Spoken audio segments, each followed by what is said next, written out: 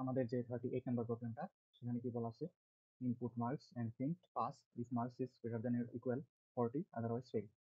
So আমরা ধরে নিলাম মার্কসটা একটা ইন্টিজার ভেরিয়েবল, ইন্টিজার মার্কস, এবং আমরা ইউজারের থেকে মার্কসের যে ভ্যালুটা সেটা ইনপুট নিব,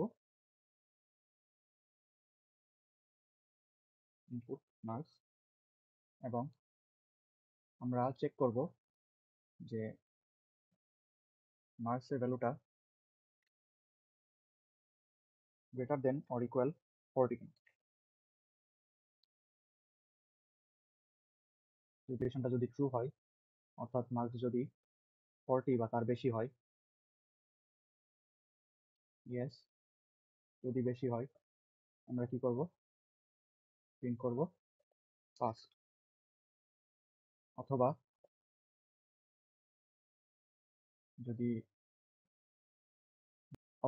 যদি নো হয়, তাহলে আমরা কি প্রিন্ট করব,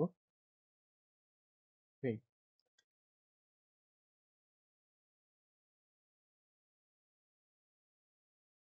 এখন আমরা যদি কোডটা দেখি,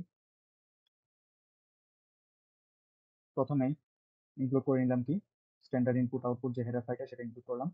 তারপর একটা মেইন ফাংশন নিলাম ইন্টিজারের, এবং তার মেইন ফাংশনের মধ্যে একটা মার্কস নামের ভেরিয়েবল নিলাম, ইন্টিজার ভেরিয়েবল, এবং ইউজারের থেকে স্ক্যানএফ এর মাধ্যমে মার্কসের ইনপুট নিলাম। তারপর আমরা ইফের মাধ্যমে চেক করলাম যে ইনপুটের যে ভ্যালুটা সেটা 40 বা তার বেশি কিনা। যদি আমাদের এই কন্ডিশনটা ট্রু হয়, এই কন্ডিশনটা স্যাটিসফাই করে, তাহলে এই ব্লক অফ কোডটা এক্সিকিউট হবে এবং প্রিন্ট হবে পাস।